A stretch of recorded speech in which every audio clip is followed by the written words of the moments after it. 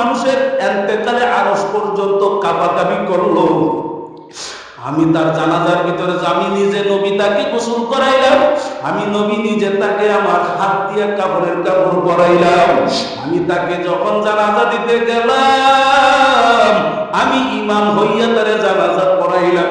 আমি জানাজার মাঠে তাকাইয়া দেখি 70,000 রহমতের ফেরেশতা তার জানাজায় হাজির হইয়া গেছে। এমন এক ব্যক্তির জানাজা, এমন আল্লাহ বলাদের মজলিসে বসো, ভালো মানুষের চেহারা গুলো দেখো।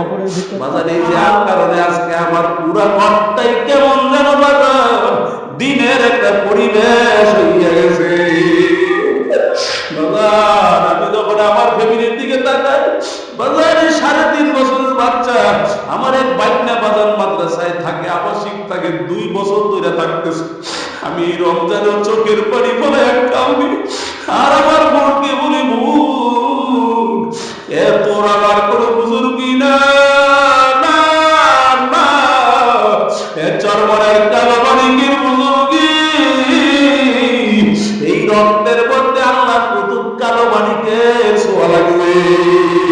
সবতে লা তোরা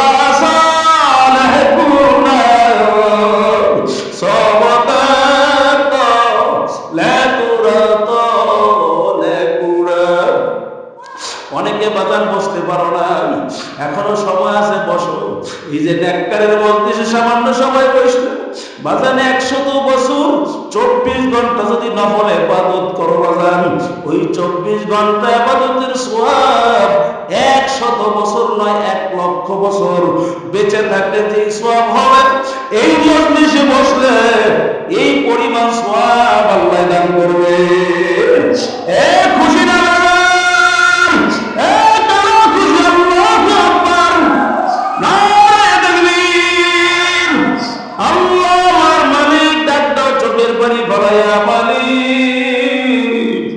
আমাদেরকে গুনাহ মাফ না করাইয়া তোমার পাগল না বানাইয়া জাহান্নামের খাতার থেকে নাম না কাটাইয়া তুমি আমাদেরকে বাড়ি ফেরত দিও না, জোরে করাবি। এ দুনিয়াদার পাগল আমার বাজান, আমি অল্প সময় মোনাজাতে শুরুতে বসে যান আর মনটারে প্রশ্ন করেন, মন কোন দুনিয়ার পাগল হইছ? এই দুনিয়া তোমার আমাকে একদিন লাথি মারবে, আরে কবরে নামাইবে বাজার। ওই কবর, কোন কবর তোমার আমার জন্য সহজে আজান দিতেছে কান কথা। এ দুনিয়ার পাগল, আল্লাহ বলাদের মজলিসে বসো, ভালো মানুষের চেহারা গুলা দেখো। বাজারে যে আমি একটা গাইলে কি হবে রে আমাকে জানাইনার মতো আমার একজন আপনজন মদিনার বাড়িতে শুয়ে রয়েছে।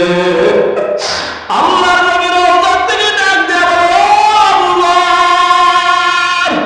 জলদি যা, কোথায় আছো?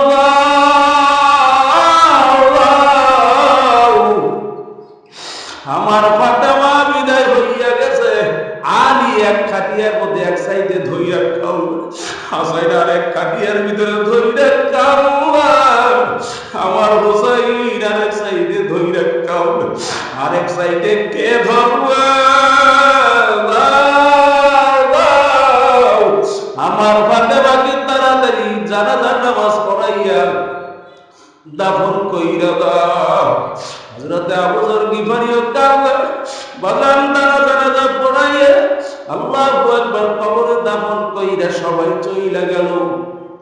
হযরত আবু যর গিফারি রাদিয়াল্লাহু তাআলা কবরের পরে বৈশাখ কাঁদে আর ডাক দিয়ে বলে, ও কবরের মাটি, তোর মধ্যে দাবি মানুষটা রাইখা গেলাম, জান্নাতি মহিলাদের সর্দারিনী আল্লাহর নবীর কলিজার টুকরা রাইখা গেলাম, হাসান হুসাইনের মাকে তোর মধ্যে রাইখা গেলাম, হযরতে আলীর সহধর্মিনী স্ত্রীকে তোর ভিতরে রাইখা গেলাম, চাইও কোনো বেয়াদবি কইরো না।